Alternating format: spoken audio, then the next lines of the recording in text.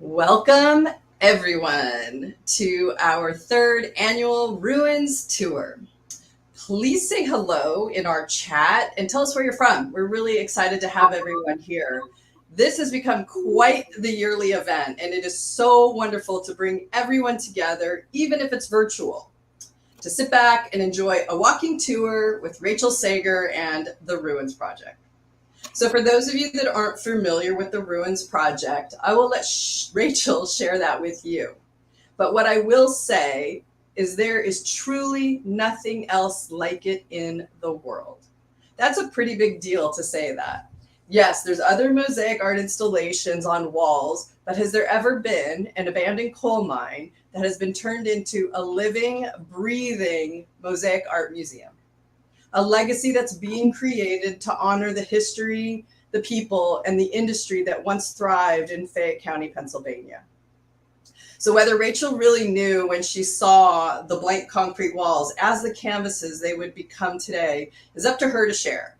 But what I will say is the mosaic artists that have shared their time and talent to create each of the pieces you will see today is phenomenal. Rachel curates each project or piece that are on the walls and is very specific about where she sees each one or the collaboration being installed. Nothing is set into thin set without the utmost care and precision and intention on the walls of the Ruins Project. So now we're going to get to sit back and listen to the birds sing, the leaves crackle, and Rachel as she shares her passion, her love, and her full-time job.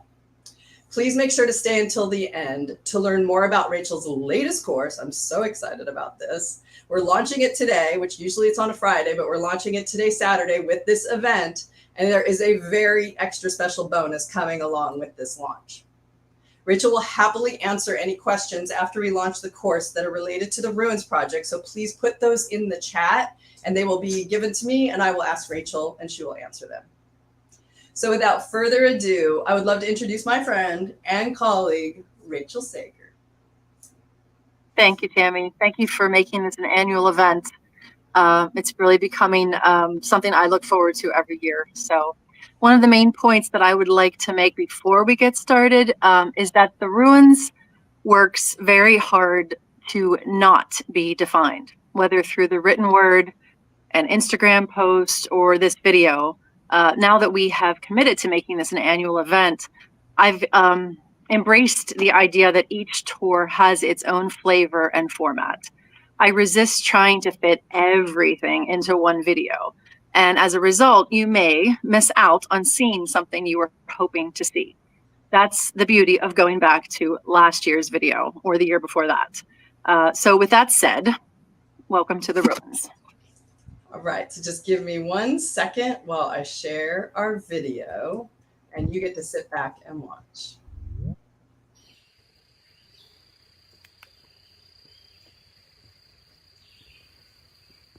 As I cross our brand new Jeffrey L. Sager Memorial Bridge named in honor of my father, I thank all of you who donated to help make it a reality. The bridge has made everything possible. We now enter the Ruins straight through to the front door. As we walk into the map room and we can see Deb Engelbaugh's compass rose, I am going to zoom in on a newly arrived bird all the way from Cornwall, England. That's our beautiful compass rose, and I'm going to move up and you'll see the swallow by Emily Lawlor of China Jack Mosaics. She has a very distinctive Picassiette style of birds. She creates dozens and dozens of these beautiful birds and sends them all over the world, and we're very happy to have one here at the Ruins. And as I pan out to the far side of the map wall, you can see Scotland all the way back there in the distance by Rachel Davies and Helen Miles, a very important country that is part of the map room. And here is the hot metal wall and a beautiful line of sight here across the bridge to the house. One of my favorite views of the Ruins here. Puerto Rico, a new map by Kenny Blaine and Brenda Montanil, two Puerto Rican artists. And some marginalia details here. There's a little fox by Sherry Fox. And this is a bit of a portent of what's to come around the corner with the Patch House project. Deb Engelbaugh has turned an old furnace grate into a very quiltish-like composition. And, the hot mess, aka hot metal wall, is certainly not a mess anymore. It's really come into its own. Many group projects have become a part of this. I'm going to zoom in here on the Philadelphia Mosaic Society group projects. All of these very happy, colorful gears were the most latest of the metal gears to be installed. And passing over Linda Knott's England, beautiful country made from English brick and English coal. We're always telling the story here, the story of people who come from coal. Back outside, this is one of the cicada sculptures by J. Jackson Shields, and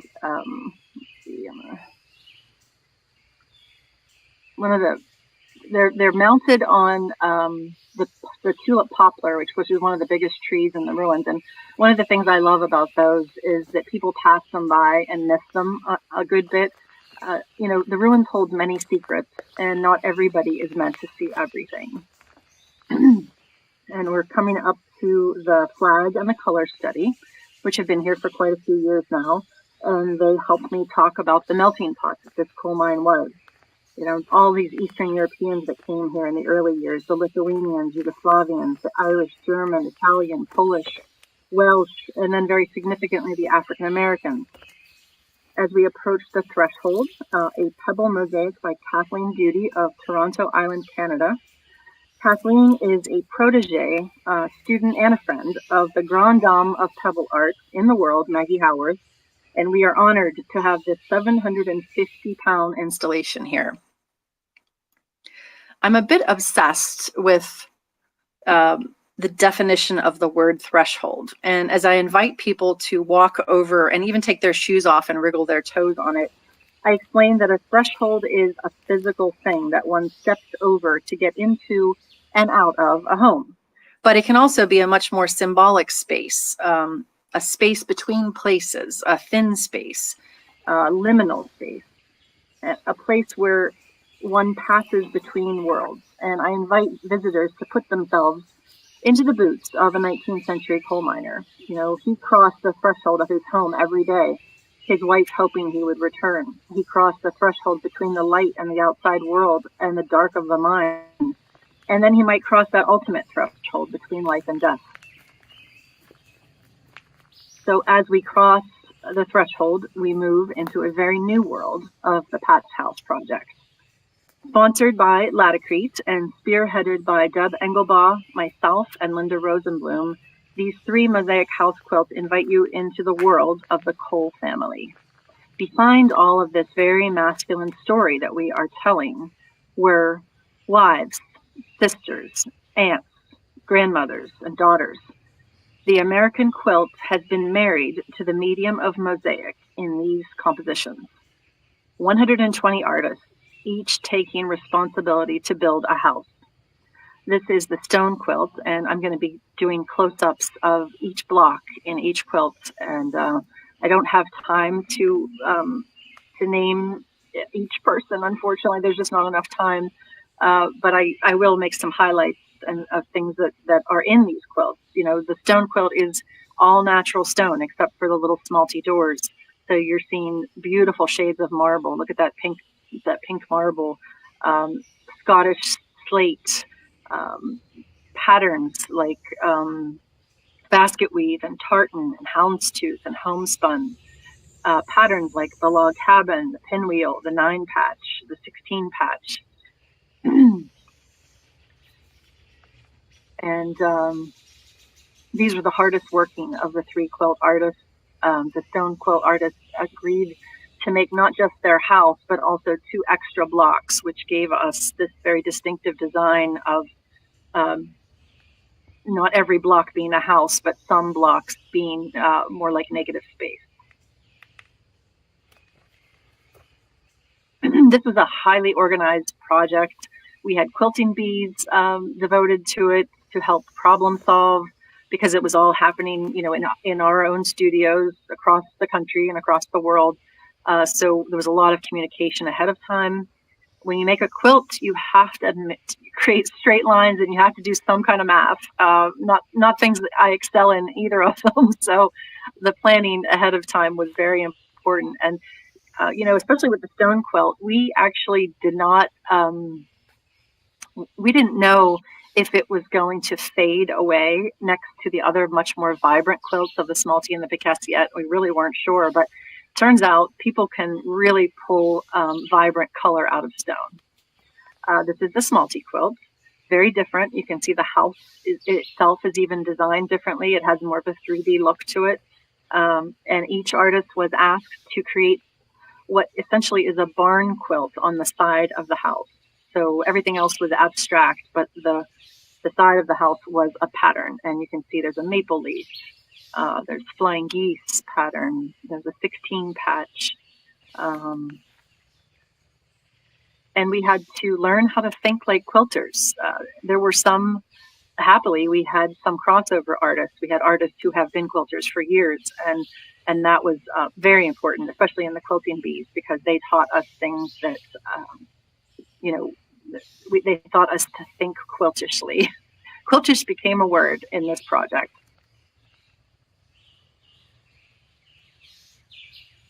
And also, one of the wonderful things that happened when all of these were coming back in the mail was that they came with stories. Not just the beautiful artwork that these artists graced the walls with, but they wrote down stories, memories, the meanings behind the patterns that they chose. There, I'll give one shout out. There's Tami Macala's house right there. Okay, I'm going to give a nice big picture of the Smalty quilt here too. So vibrant, it's a celebration of Smalty is what that quilt is. And then we move to this scrap quilt. Picassiette, all broken plates, all broken dishes, and in some ways the most ambitious of the three. 63 artists, 63 houses. Also probably the most popular of the three. There were people fighting to get these houses. We had, I had created kits for people to buy, and they sold out, I think, in an hour and a half or something crazy like that. So very popular. And one of the things I love about, especially the Picassiette houses, is how many beginners jumped onto this project. First-time mosaic artists, people who come from coal families. There are grandmother plates in here, heirloom plates. There are stories about growing up in patch towns in this quilt. Very, very full of emotion, heartbreaking emotion sometimes. And the whole point of creating these was to highlight the little patch towns, the coal company towns that have been so left behind after the coal story was over, and the pride that the people who come from those places have. And I want to shine a light on those people. And you see how every house is so different. The choices that the artist made with combining these patterns within patterns, which is the really cool thing about working with broken plates, is you're working with patterns and you're creating new patterns as you break them up. I actually teach a course just on that exact subject at Mosaic Arts Online. There's people in some of these windows.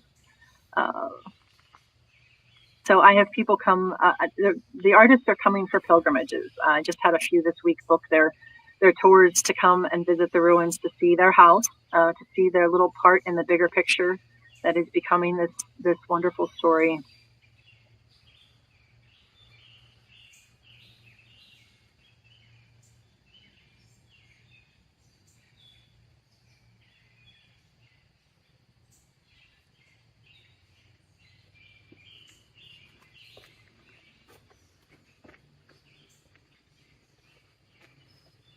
I'm going to give you a view of I'm trying to find a common ground here between giving these really good close-ups and then far away shots to see the big picture. It's a lot to fit into a short video, but it's hard not to just stand here all the time and look at these. I'm still still in some ways finding my words to describe it all. The Sandhill Crane by Mary Lou Romano, beautiful native Pennsylvania bird that is part of the Feather Project.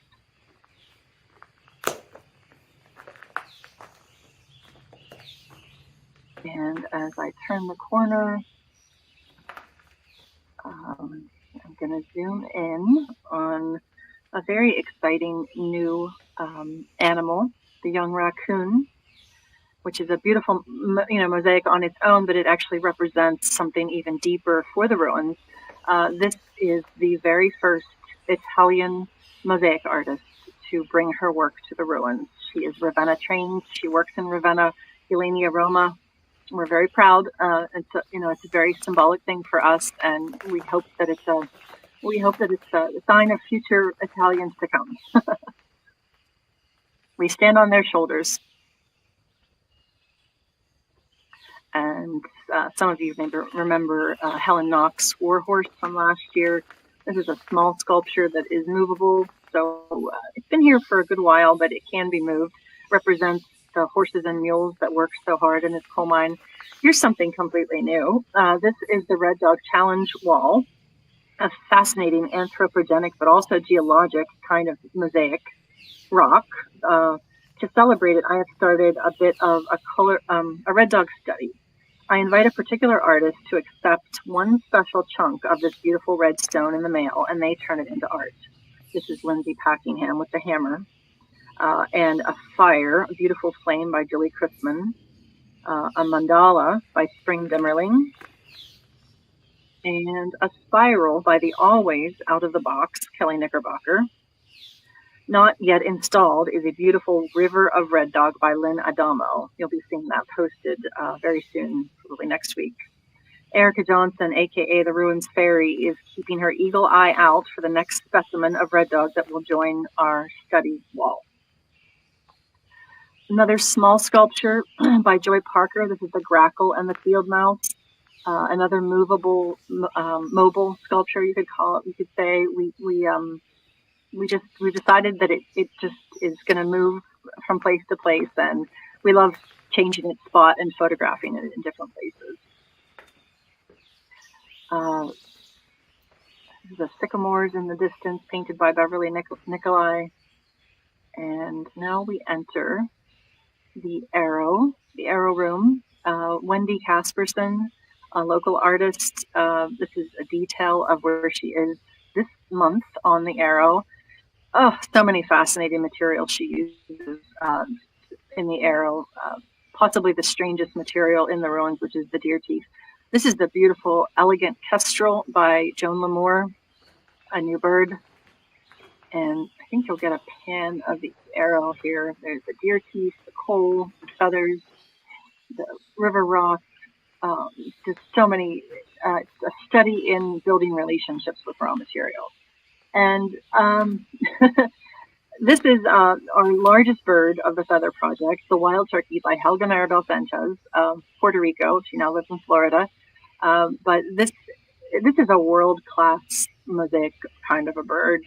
Maribel, I try to describe what she does, and I think what she does is she climbs inside of the bird and pulls out its nature with material in such a sensitive way. All of her birds, this is her third bird for the Feather Project, do that. They all do that. This one just happens to be gigantic. We call him the Big Deal, and he is full of not just picassiette, but smalty and slate and all kinds of, she uses whatever material she can find to do the job, which is to bring a bird to life.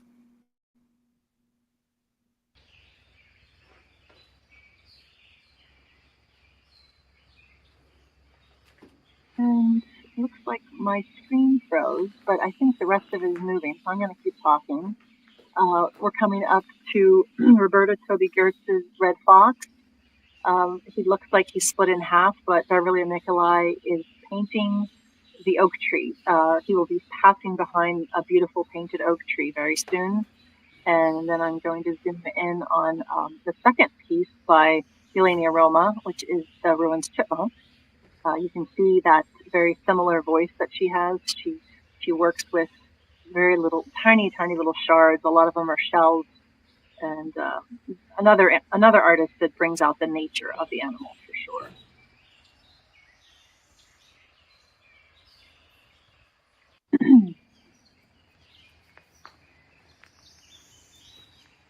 As I turn the corner, we are coming to the portrait room, which is a room that has been getting a lot of love this year and is coming into its own.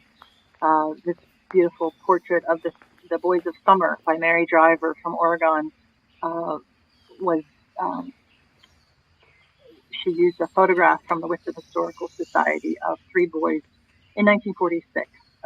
And she brought them to life in a very photorealistic way. That's her style.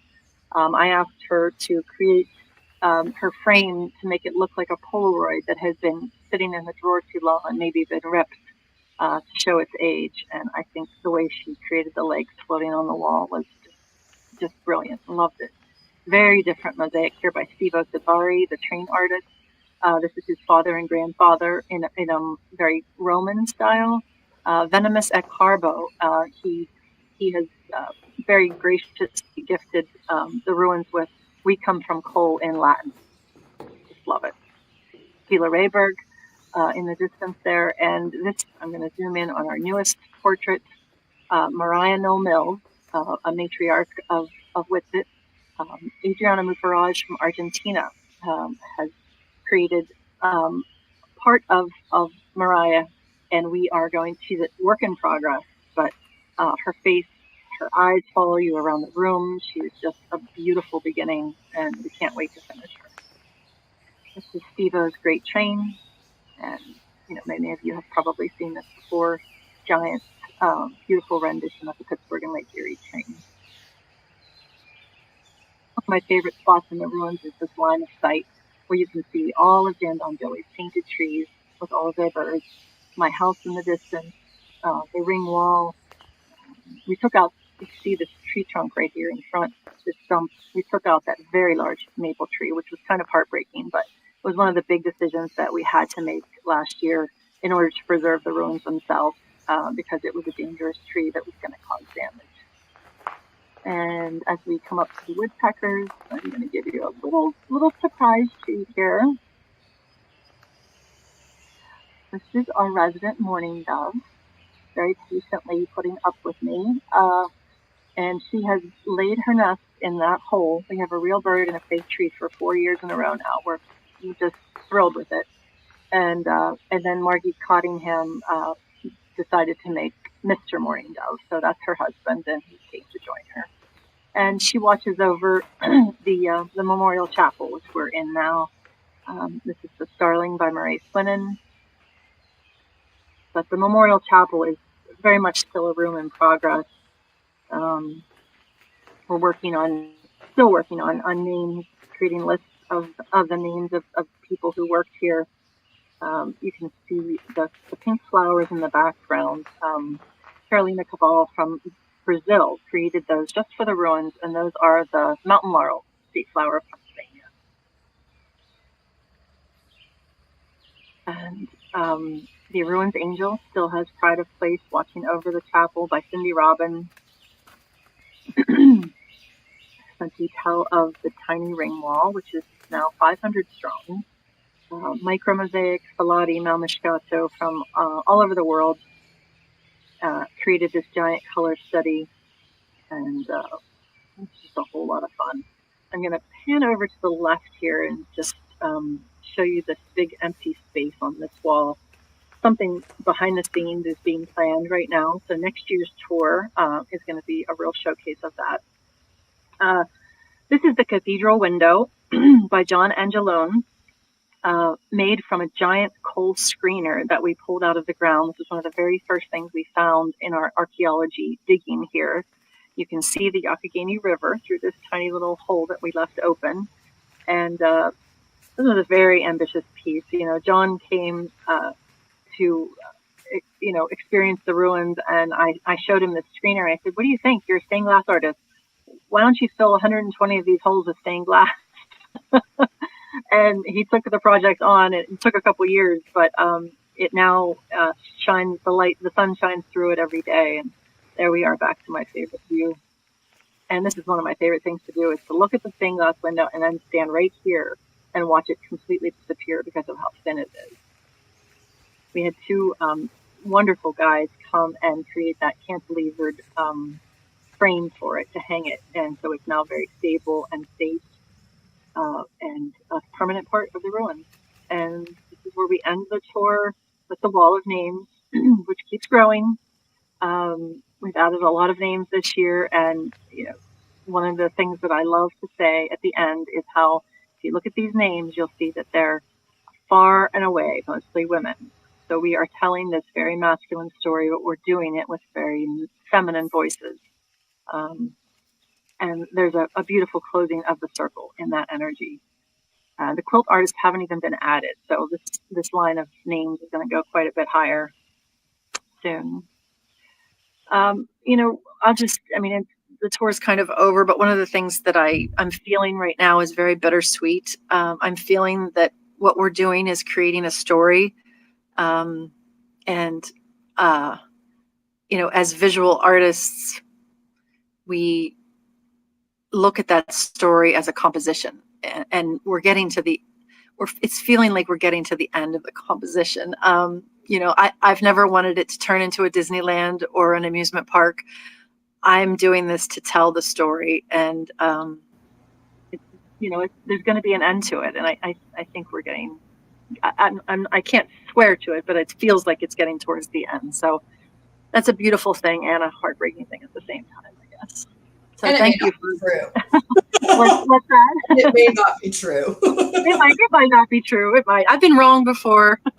Oh, Rachel, thank you so much. God, that was so beautiful to watch, and the lighting was so gorgeous. It felt like I was there, and you really got to highlight some of the new pieces. And obviously I know a lot about the quilt project because we were here filming the course that's right behind me, the quilt blocking and chaos yet, while you were getting ready to really launch that project. And I guess I took for granted like how ambitious it was, but to see it up and see it so beautiful, and to know that those walls and those houses, no matter when you decide to slowly, slip away from doing the ruins anymore, it's there forever. And thank you, Laticrete, for making your thin set so strong.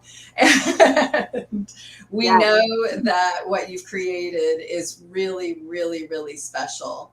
And I'm kind of struggling with what to do first now, because let's go to questions, because I think we're all in this kind of really good wave of what's we've just seen and what you might be curious still about and want to ask Rachel. So why don't you start popping your questions into the chat, and then we'll do that for about 10 minutes, and then we're going to talk about Rachel's latest course, which is coming out, which it does have a really beautiful marrying of the ruins and what it represents and what Rachel has now created for this latest course. So hang on one second while I find my first question, and then I'll be right back.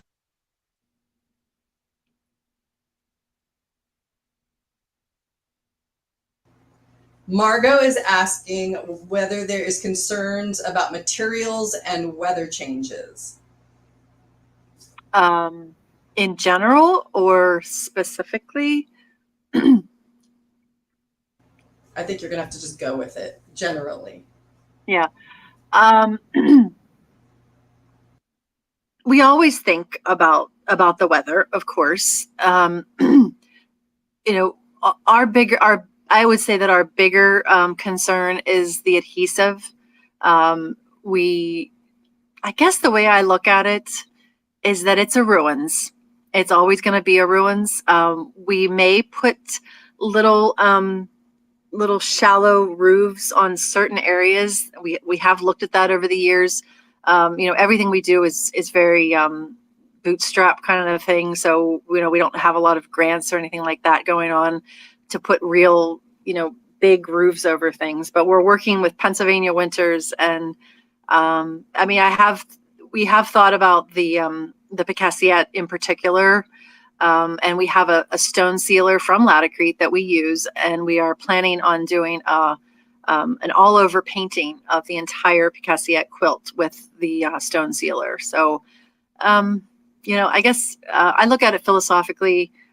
I think, it's been 7 years and we have a lot of Picassiette on the walls from year one that is in beautiful condition. So I find that most things fail when there's bad mosaic done. So if something is not adhered right in the thin set, that's when I find the problem much more than the material itself disintegrating. Does that make sense? Yeah, that totally makes sense. And that's a really good question just to bring up one more time, in that when you did do the installation of the Patch House quilts, all three of them, people really had to follow a technique at home in their studios, but maybe they'd never done that before, of the mesh and the thin set. Did you have many little tessera fall off and have to repair as you were installing, or was it pretty successful? I had a few. I had a few repairs to do. There were a few people that didn't understand the bed as opposed to using glue. I think that there are so many people that have learned to use glue as an adhesive that they don't use enough thin set. And, I always say it's a bed, it's not glue. So yeah, I had to do a few, but for the most part, it was very successful, and the repairs were minor, I would say.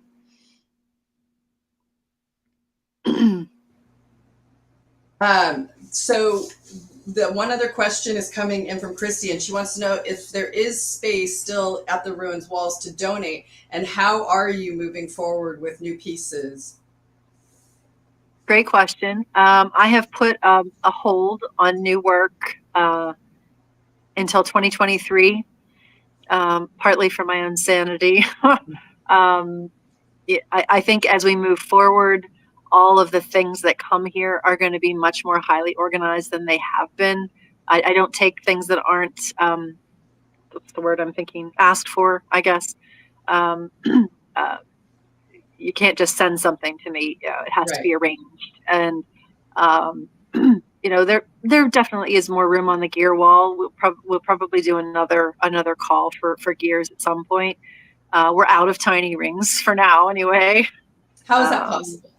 I know, right? But we are out of them. I think pretty much. I think I have another group project in me. Something maybe like the quilts, but not anything like the quilts, if that makes sense. Something highly organized. The countries are absolutely coming. I have probably, I don't know, 5 or 6, they're taking their time, which is no problem at all. I mean, that's one of the things I love about the ruins, is there's no timeline, usually, unless if you want to get it, installed by 2022, it has to arrive by October, because of the freeze, because of the winter. But yeah, the countries are going to be, they're going to be quite a few for next year's tour. Beautiful countries coming. Well, and the portraits. That will be probably a big part of our tour next year. So that you can really highlight some of those that are on their way. I know a few of them are really close to being done. And so, yeah, it'll be really exciting to have a really, in-depth map and portrait, because those are really, really incredible. The amount of work and time that goes into those. And in case people don't know, maybe you want to share a little bit more about how the artists are not monetarily compensated for their works. Yeah, it's always been that way. I'm not a nonprofit. I'm just a tiny nano business here, and I don't get grant money for things like that. So the people who make art for the ruins are making it out of passion. But also, at this point, 7 years in, and there's a bit of cachet going on being a part of this, having your name on the wall. I do a lot of work on social media to give people credit and to lift up other artists, whether they're beginners or my, professional peers, whatever. It's a very ambitious project, and I always wanted to lift up the mosaic world. I'm only one person, but I do work very hard to do that. So No, you do, and it is incredible what you've pulled off, and does come with a cachet, and you do get a lot of exposure, and even more than social media, you're in articles written, and people really are part of a very incredible legacy. However, it really is going to be there as long as it is, so it's really special. And someone's asking from if the crazy mosaics are still there from year one. Yeah. Which ones? It's Definitely. Patty asked that. There's a Oh, Patty. Patty. Yes, yes, absolutely. Patty and Leslie. Yes, they were there. They were some of my local students who came the very first year, and yes, they are very much still here. Uh-huh. Yeah, which I mean, 7 years out in the weather, and no change whatsoever. I mean, I know it takes longer than 7 years to prove whether a mosaic is going to last a lifetime, but I watch very carefully, and we do take care of things. We use really soft brushes several times a year and go through and sweep the entire everything, the arts, very carefully, take the spider webs off. We've been spreading mulch around the edges, right under the quilts. We put a whole big layer of mulch to keep the mud from splashing up on the quilts. We're always just pecking away at the edges and trying to take care of things. Yeah. Oh, here comes the big question. This was a real stressor for Rachel, and I felt bad for her. But someone just asked, when you do, and if you do another group project, how does someone find out before it sells out? Oh, Oh. you gotta follow on Instagram. I mean, that's where all the information is. I always give a good of heads up as I can on Instagram. And what else? I mean, that's it right there. Instagram is just, I post almost every day. Sometimes I get a little bit, social media is hard to do every day, but I do often do it every day. And if I have something big happening, I'm always putting the information out there. So Facebook you're not going to find it on Facebook. I mean, I post very, very rarely on Facebook. So if you're on there and you're trying to keep up with things, you're not up to date. Yeah, no, Rachel is incredible about her Instagram posting. She curates beautiful posts, and there is a lot of information.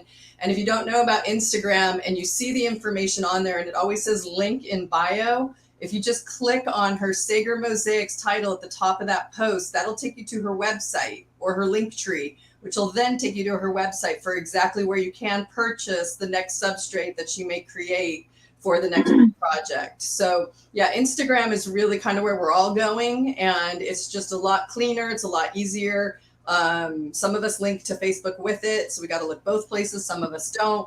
But yeah, Instagram, and follow Sager Mosaics. Follow us at Mosaic Arts Online.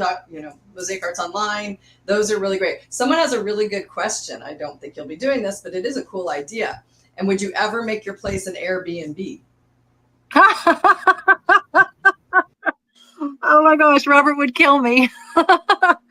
No, no. I mean, maybe if I have to leave someday and go somewhere else, but no, we live in the house. You mean the ruins in Airbnb? Is that what she means? The ruins? I'm not sure, but there's that. Yeah. So maybe you can explain a little better how the property is laid out, because people saw the ruins and you did cross the bridge, but what was behind you as you crossed to the bridge? So our little house that we live in was built as the office for the coal mine.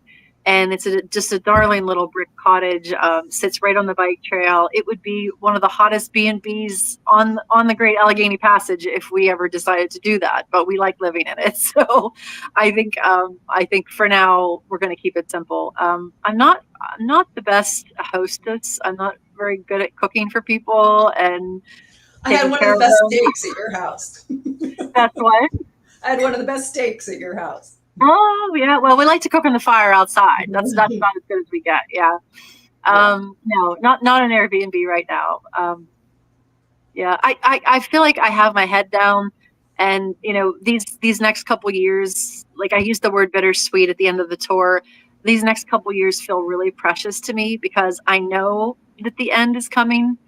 Because I know it. I don't want to fill up these walls and make them look, like an amusement park. So there is going to be an end to it. And then it's going to be more of a static thing that people still come to visit, but it's not this, this urgent creation that it is right now. That's just not going to last forever. And I've come to terms with that.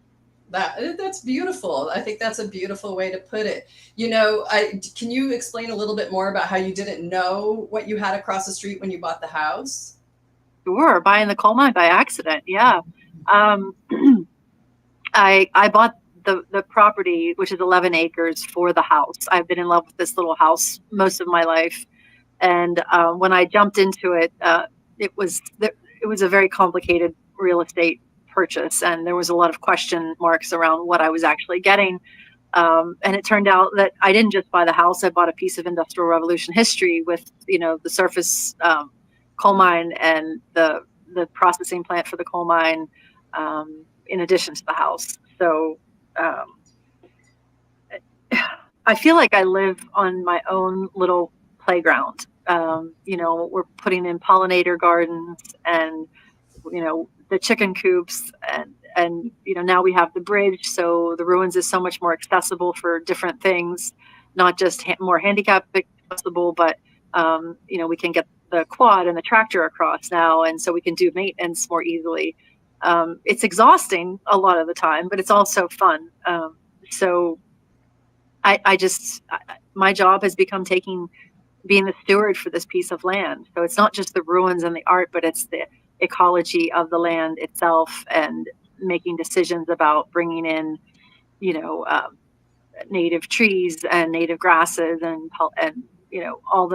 and taking out the invasives, which is obsessing me right now too. And I don't have enough time. That's how I feel. I don't have enough time.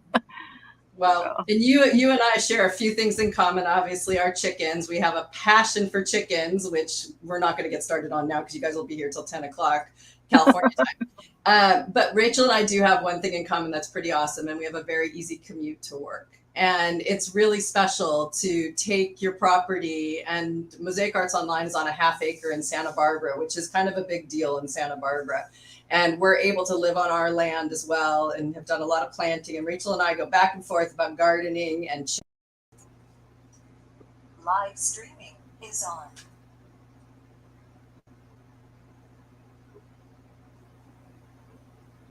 So glad Barb's on. I knew I could count on her. Back. Hello. We are so sorry. Of course, right as we're about to announce the new course that Rachel is here to talk about, we dropped out. But we're back now. So hopefully you're all still with us. And Rachel's going to bring back up again her piece from her latest course called Color, Cartography, and Micro Mosaic. Leave it right there, Rachel. Don't move. That's perfect. So what she's created here is, this is a piece that is routed out, and you can purchase these frames. But this is all done in Mervi Filati. But it can be done in your Malmeschiato if you've learned or want to learn how to create the Malmeschiato, which is Rachel's glass canes that get chopped and then become a mosaic. So you can learn or create either way. But these barnwood lower 48 frames are available once you purchase the course. You can get them from Rachel at Sager Mosaics. And this course is now live. And included in this very exciting launch for all of you today, and only till midnight tomorrow, we are giving you a this is so special because we really do not do this. Rachel has 9 courses with us here at Mosaic Arts Online, which is huge. She's got 7 years at the ruins, 9 courses with Mosaic Arts Online. When does she sleep? I don't know. Neither do we sleep either, but here we are, so excited to launch this course. And if you are here and you're interested in this course or any of her other courses here at Mosaic Arts Online, you have until midnight tomorrow night to enjoy 15% off. And you know me with my silly little thing, here it is. It's map 15, and that will work for any of Rachel's courses. It will not work. This code will not work for any other courses at Mosaic Arts Online. This is just for Rachel's courses. So you can go in the search bar at the top of Mosaic Arts Online, and you can just put in Rachel Sager, and you'll get a list of all of her courses. And you can use this code for each one of her courses. So here we have Rachel's courses till midnight tomorrow night, map 15. If you have missed that time limit, it will be a regular launch where we will have it for 10% off, and that code will be MAP10, and that will go until Monday of next week. So you'll have 10 days to enjoy Rachel's MAP course, or you have from now until tomorrow night to enjoy 15% off all of Rachel's courses. So are there any other questions? I'm asking my producer. He says no. Okay. So with that said, is there anything else, Rachel, you wanted to add? No, I mean, I just hope that everyone wants to come and build maps with me. Yes. And I think it really, you share a lot in the course about just creating in this composition of, it's a composition, it's a substrate, and it's really a story too. And there is really a beautiful thing where the ruins is kind of people putting their mark on the ruins as they each get to make a piece if you have. And that's sort of the same thing about the map is we all like to say, you are here. You want to put your pin where you live in California or in Pennsylvania or Kansas. And by putting yourself there, you've put yourself in the ruins. And now you have a map that sort of really marries the two places together. This is coming from Sager Mosaics. These are all handmade and these beautiful pieces of wood. And now you have this gorgeous, like routed out frame to do any color and all these different ways to divide the colors and make them. And it doesn't even have to be Filati. It could be Chaosiette. It could be smalty any way you like it. It could be stained glass. It's really just a beautiful frame of the lower 48 of America. Mm-hmm. Yeah, and I can't wait to see, because I've made, I think, 3 so far, and I can't wait to make the next one. I'm kind of addicted to making them, and there's so many different ways to go about it. You can make them very personal to yourself. You can create your own map of America and put your places on it in your very own mosaic way. There are so many different ways to interpret that very familiar map that we all know. Yes. And while we have everyone here, if you are excited about making the map and you don't want to make them all Mischiato, this is the Mervy Filati. And what's really beautiful, let's see if I can do this. This is what's beautiful about the Mervy Filati is it's all irregular. It's all different sizes, different thicknesses, and it comes in so many colors. And that will be part of the PDF. You'll get that link to purchase as many colors as you want, and you'll see what Rachel created in the course, and you can go watch the intro now and see it. But the Mervy is really, it's such a great project. You could do it on the go somewhere if you're going on vacation. It takes so little materials and so few tools, and it's really forgiving. It's really achievable. It's incredibly gratifying. What more can I say? Well, one more thing, I'll just end by saying that the frame that I've created ensures your success. That's what it does. It's 3 things in one. It's not just a frame, but it's a composition and a substrate, all those 3. So it solves all of the beginner mosaicist problems in one go. That's what I love about it. Yes. Yes, it is absolutely that. So, well, I don't know what else to say other than I'll see you next year. And thank you for giving us the tour. It's so beautiful. Just sit back and watch. For those that have been there, you could feel it probably more because you know how it's all structured. If you haven't been there yet, sign up for a tour when you can. She's about 45 minutes outside Pittsburgh, and it's a really, really, really special place. And you'll get to see Rachel, and the way that it's laid out in person is a really, really incredible experience, especially this time of year. And as it gets into the fall, probably as the colors change. Yeah, for sure. All right, Rachel. Thank you so much. Thank you, everybody. Thank you, everyone, for joining us. Oh, wait, Rachel, Jerry says he's got one more question. Okay. We knew this might happen. There is only one map that's available for purchase, and it is the lower 48. It is not, there are no state maps. It's just the one you just saw. Rachel, you want to put it up one more time? Do you have a blank around you? Yeah, I can go get one. Hold on. Grab a blank so then they can really see what it is they're going to get. So Rachel hasn't had time or isn't sure if she's going to design any other shapes right now as far as states. But right now we have the lower 48, and these are available at her website when you sign up for the course. But this way you can see what they look like before you've put a mosaic in them. So there you go. And then, yeah, beautiful. And she burns them for you. So they'll have a real, everyone will be different. Everyone will be unique. And you can And they see have the, I already have the hanging mechanisms on the back. yeah. This one is oh,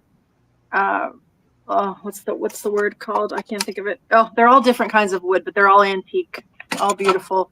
This one has a little bit of a not perfectly symmetrical, which I love. Yes.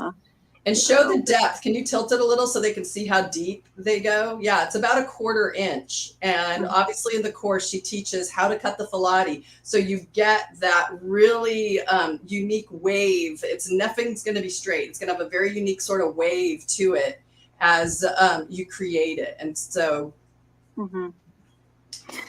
so that's that for the 2022 Ruins Tour. And I can't thank you enough for being here, Rachel. This was really, really a special, special night. And I'm so glad we could share it with everyone. Thank you, Tami. Thanks, everyone. All right. Bye-bye.